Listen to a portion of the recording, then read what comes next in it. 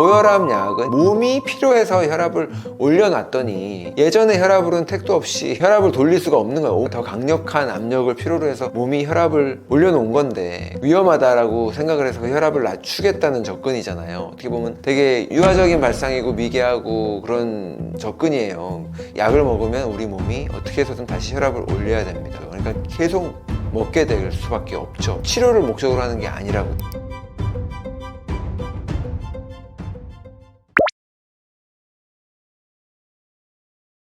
고혈압 환자분들한테 병원에서 이제 가장 금하는 게 소금이잖아요. 예, 근데 저희 기능의학에서 소금 되게 중요하게 여기거든요. 우리가 소금을 먹으면 혈압이 올라가는 게 관측되는 거는 맞아요. 근데 운동을 하면 혈압이 올라가는데 운동을 하지 말라고 얘기하지 않거든요. 우리 몸에서 이제 근육을 수축하고 이완을 하고 정상적인 작동을 하려고 그러면 이 전해질의 균형이 되게 중요하고 칼슘과 소금, 나트륨 이 밸런스도 되게 중요한 역할을 하는데 저염식을 하게 되면은 근육이 제대로 작동을 할 수가 없게 되는데 혈관도 근육입니다. 혈관이 그냥 단순한 빈 빨대 같은 플라스틱 빨대 같은 그 느낌이 아니에요. 이것도 심장만 근육인 게 아니라 혈관도 다 전체적으로 근육이 있고 이 혈관이 잘 확장도 해주고 이완도 해줬다가 조여줬다가 해야지 혈압이 정상적으로 조절이 되는 거거든요. 근데 그거를 정상적인 근육 활동을 우리가 기대를 하려고 그러면은 나트륨, 소금의 역할이 되게 중요하기 때문에 오히려 소금을 줄이는 거는 너무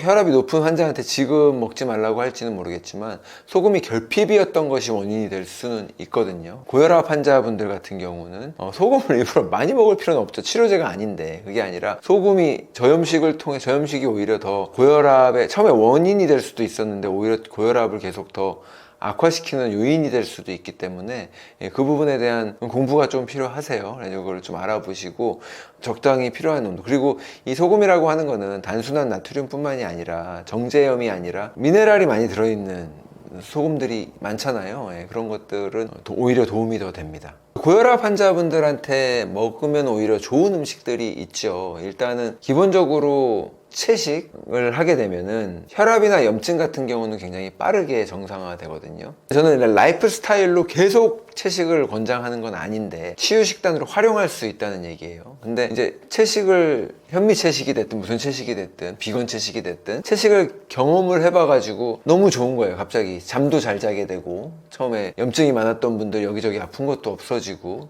혈압도 정상이 나온다고 하니까 너무 좋아서 이제 나는 평생 채식을 할 거야 그러고 비건 채식을 쭉 하시는 분들이 있어요. 근데 장기적으로 하기엔 또 다른 영양 결핍들이 나타나거든요. 예를 들면 가장 대표적인 게 비타민 B12나 그리고 아연이 결핍이 될 수가 있는데 얘네들은 따로 보충을 해주지 않으면 반드시 결핍되게 되어 있어요. 그래서 만약에 이 두 가지가 결핍이 되면 우울증이 더 심해질 수가 있고요. 불면증이나 우울증이 오히려 더 심해질 수가 있고 혈압 같은 경우도 결국은 다시 올라가는 효과가 나타날 수가 있고 당뇨 같은 경우도 더 심해질 수가 있기 때문에 빈혈로 인해서 혈압 문제도 또 생길 수가 있고 심장의 박동 이런 거에도 문제가 생길 수가 있기 때문에 그 결핍되지 않도록 유의하셔야 될 필요가 있습니다.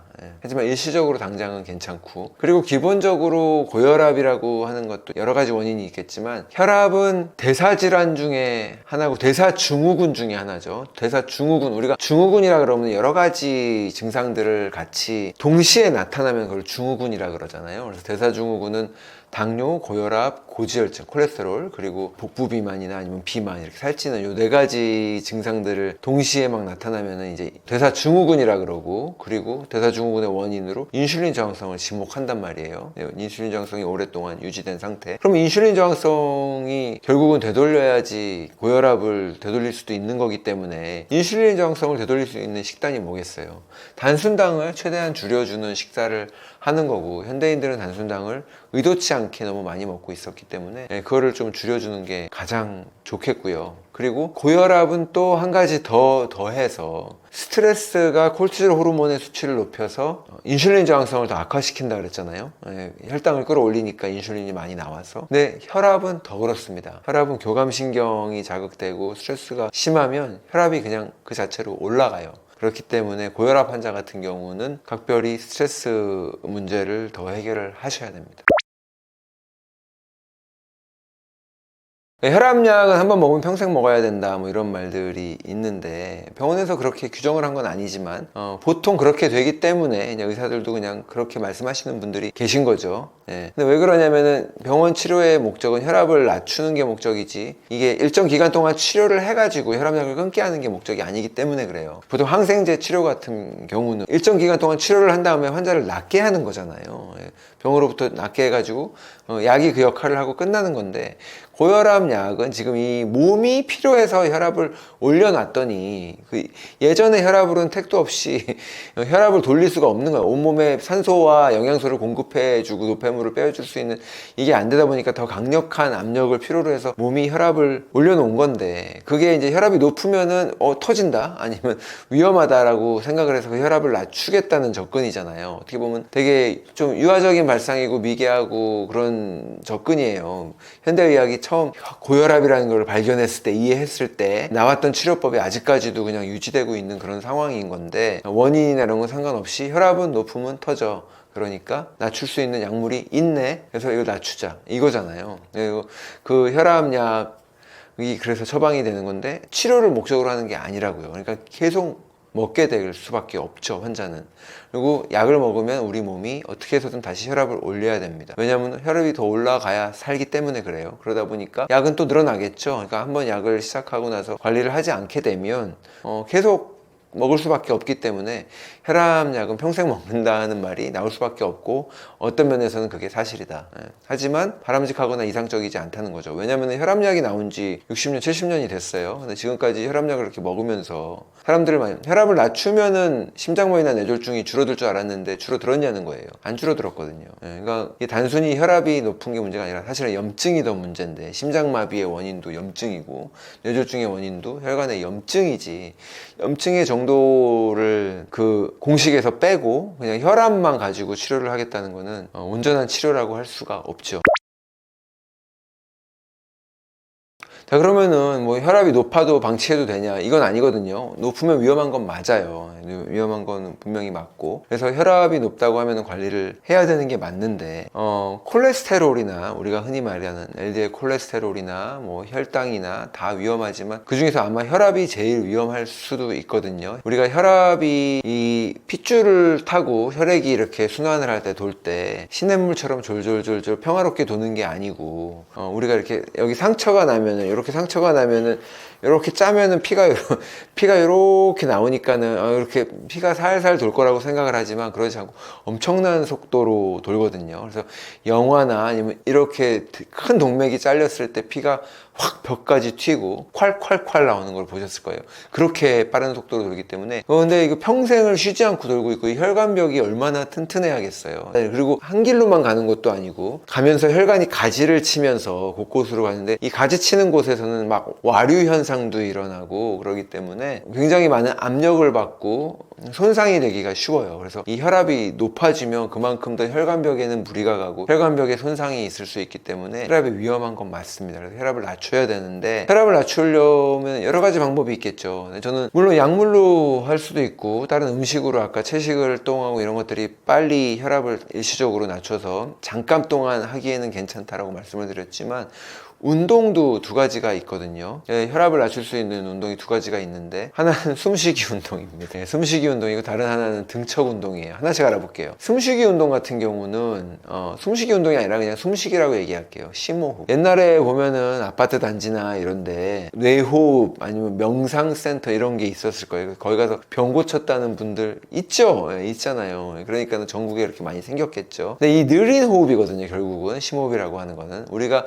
현대인들이 대부분이 되게 호흡을 빠르고 얕게 해요. 이 호흡을 얕은 호흡을 하게 되면 교감신경이 항진되고 느린 호흡을 하게 되면 부교감신경이 항진이 됩니다. 근데 우리는 부교감신경을 원하는 거거든요. 교감신경이 너무 항진되어 있기 때문에 혈압도 오르는 거기 때문에 부교감신경을 항진해주고 싶은 건데 왜 느리게 호흡을 하면 부교감신경이 항진이 되냐? 우리 몸에 이렇게 사이클이 있어요. 숨을 들이마실 때와 내쉴 때 숨을 들이마실 때는 혈관이 확장됩니다. 혈관이 확장되는 이유 이유는 숨을 들이마실 때 산소가 들어오니까 이 산소를 공급을 해줘야 될 거 아니에요, 세포로. 그러니까는 혈관이 확장이 돼요. 그리고 숨을 내쉴 때는 굳이 에너지를 낭비하고 저장할 필요가 없으니까 혈관이 수축이 돼요. 이 짧은 기간 동안에 얼마나 많은 변화가 일어날 수 있겠어요. 그래서 숨을 짧게 쉬면 그 변화가 일어나지 못하고 그냥 계속 혈관이 확장된 상태로 교감신경이 항진된 상태로 가는 거예요. 근데 일부러 호흡을 느리게 쉬면, 그리고 내쉬는 시간이 길면 이 부교감신경이 확장이 되면서 혈관이 수축할 수 있는 시간이 되거든요. 그래서 이거를 또 이제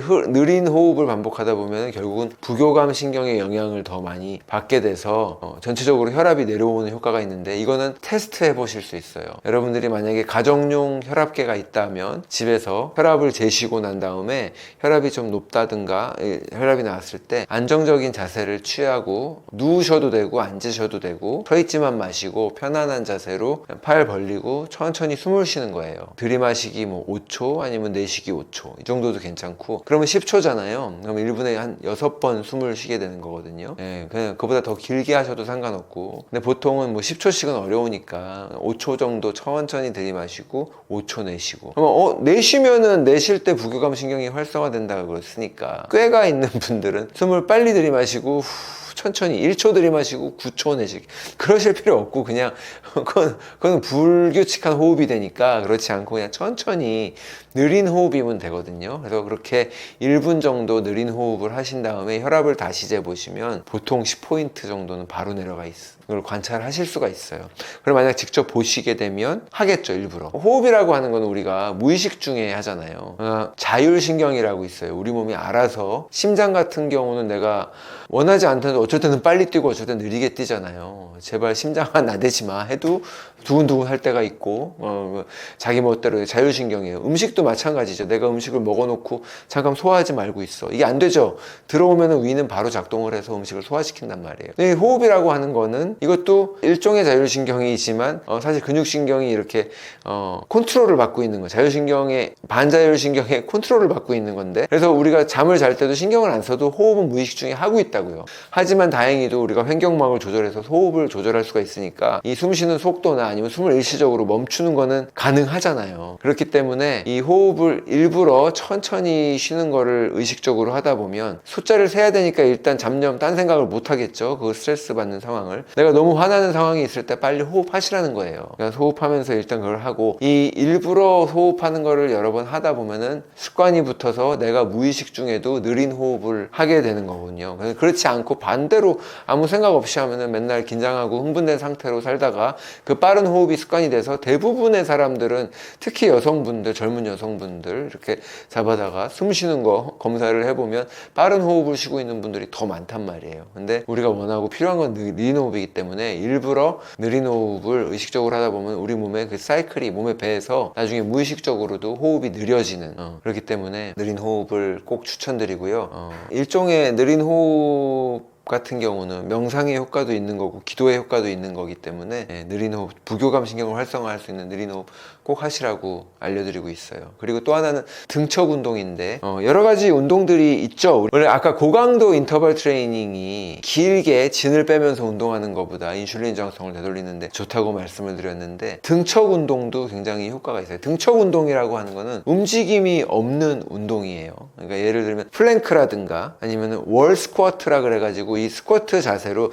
스쿼트는 앉았다 일어나는 거잖아요. 앉았다 일어나는 게 아니라 이 스쿼트로 자세로 내려간 자세에서 무릎이랑 골반이 90도로 이렇게 꺾인 자세로 벽에 기댄 자세로 이렇게 있는 거거든요. 이것도 이제 허벅지에서 불이 나겠죠. 처음부터 오래 할 수는 없겠는데 보통 이 등척 운동을 2분 정도 하라고 하거든요.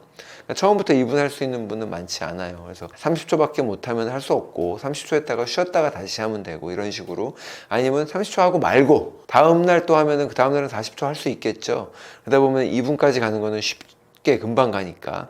그래서 영국의 이제 스포츠 의학 저널에서 연구를 했어요. 1990년에서 2023년 33년 동안 임상시험 270개를 들여다봤어요. 그러니까 한 15,800명 이상을 들여다봤는데 5가지 운동을 비교를 했어요.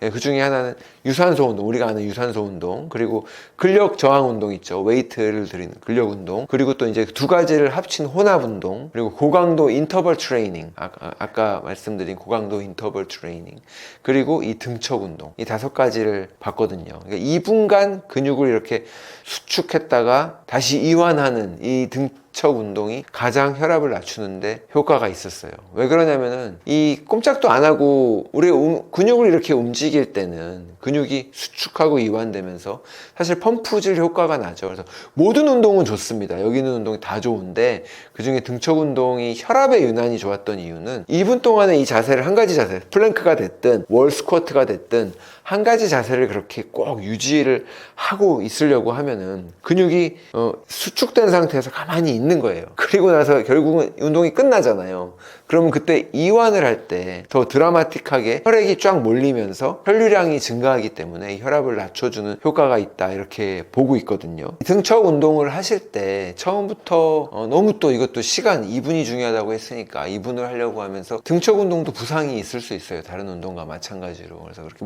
무리하실 필요는 없고 항상 간헐적 단식이 됐으면 처음에 내가 할 수 있는 만큼만 12시간부터 시작해서 천천히 늘려가듯이 등척 운동도 시간을 그냥 천천히 마음 편하게 먹고 늘려가시다 보면 어느 순간에 금방 뭐 2분 정도는 아무렇지도 않게 할 수 있게 되니까 그렇게 늘려가시는 게 좋습니다.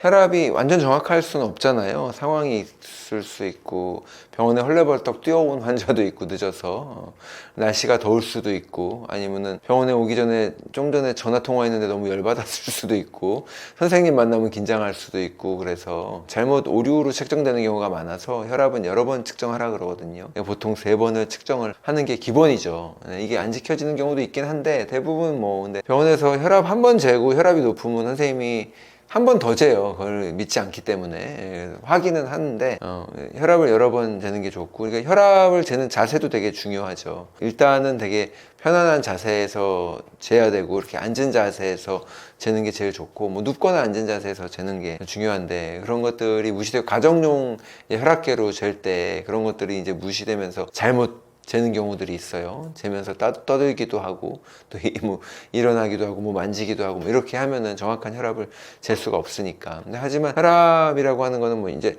환자분들 가정에서 혈압을 잴 때도 어느 순간 한 번만 재는 건 아니잖아요. 그러니까 여러 번 재서 그 레퍼런스를 가지고 관찰을 하는 게 중요하죠. 그러니까 혈압 같은 경우는요, 물론 음식 같은 것도 중요하고 인슐린 저항성의 원인으로 인해서 일어나는 대사 질환의 대사 증후군의 하나이기 때문에 식습관도 중요하지만 아까 말씀드린 것처럼 스트레스가 더 큰 영향을 주는 거, 그 4가지 중에서 인슐린 저항성의 질환 4가지 중에서 스트레스 영향을 가장 크게 받는 거 같아요. 그래서 혈압 환자분들은 그 부분을 꼭 유념하셔가지고 근데 이 스트레스를 낮출 수 있는 게 뭐가 있겠어요? 심호흡이거든요. 아까 말씀드린 심호흡이 부교감 신경을 활성화시켜서 그거 자체로도 혈관을 확장해서 혈압을 내려주는 효과도 있지만 또 우리 뇌에서도 작용을 하니까 심호흡이나 이런 것들 꼭 생각해 보시고 스트레스 관리를 잘 하시는 게 무엇보다도 중요합니다. 여러분, 이 치유랑 치료는 다르거든요. 병원에서 우리가 치료받을 수는 있지만 치유받는 공간은 아니에요. 적어도 현대의학 시스템 속에서는 그렇습니다. 우리가 병원에 가장 많이 가는 이유가 당뇨, 고혈압, 콜레스테롤, 암일 거예요. 다 전부 다 대사질환이고 다 인슐린 저항성과 밀접한 연관이 있습니다. 하지만 이제 병원의 치료라고 하는 거는 한계가 있어요. 병원에서 해줄 수 있는 한계가 명확하게 있는데 일단은 제약회사에서 나온 약물로 치료를 해야 되고요. 규정이에요. 안 그런 치료 못 보셨잖아요. 그걸로 치료를 해야 돼요. 이게 좋다 나쁘다가 아니라 그리고 그 약물을 통해서 증상을 완화시키거나 없애주거나 편안하게 해주는, 원래 통증을 편안하게 해주는 게 목적인데 지금 대사질환들은 통증이 있는 게 아니잖아요. 나중에 합병증이 무서우니까 그걸 관리해 준다는 거예요. 그래서 혈당이 높으면 당을 관리해주고 혈압이 높으면 혈압을 내려주고 콜레스테롤이 높으면 콜레스테롤을 내려주고 그런 식으로 이제 증상만, 암이 있으면 그 혹이 원인이라고 생각하니까 혹을 떼내고 그런 식의 치료를 해주는 건데 거기까지밖에 못 해줘요. 거기까지만 해주는 것도 감사하죠. 하지만 거기서 멈추시면 안 됩니다. 그 이상으로, 왜냐면은 이거는 치료의 목적이 나는 그게 좋아, 마음에 와닿았어, 왠지 이렇게 관리만, 약물로 관리만 하고 내가 지금 지금껏 신경 쓰지 않은 것처럼 계속 신경 쓰지 않았으면 좋겠어. 나 너무 바쁘거든. 이라고 하신다면 그게 맞는 치료가 돼서 그걸 선택하시면 돼요. 근데 이 관리라는 게 완벽하지가 않습니다. 한계가 있고. 그래서 당뇨 환자분들도 결국은 당이 계속 진행이 돼서 당뇨약을 더 센 거를 쓰다가 나중에 인슐린 주사를 맞다가 신장에 문제가 생기면 투석을 하다가 나중에는 이식을 해야 되는 이 단계를 누구나 다 가게 돼 있거든요. 그렇기 때문에 이 관리의 차원을 넘어서서 이거를 되돌리는, 그러니까 인슐린 저항성의 원인이라고 했으니까 그걸 되돌리면 돼요. 그걸 되돌릴 수 있는 노력을 기울이시는 게 좋겠습니다. 이 방송에서 쭉 길게 이제 말씀을 드렸는데, 또 이에 대한 자세한 이야기들을 저희가 닥터조의 채널에서도 이야기를 다루고 있으니까 여러분들 도움 받으시기를 바라고요. 또 닥터조의 건강 이야기 네이버 카페가 있습니다. 거기에서는 직접 궁금하신 것들 질문하시고 답변 받으실 수 있고, 저 말고도 다른 기능의학 선생님들 통해서 답변 받으실 수 있고, 그런 공간이 있으니까 여러분들 한번 필요하신 분들 함께 하시면 좋을 것 같아요. 감사합니다.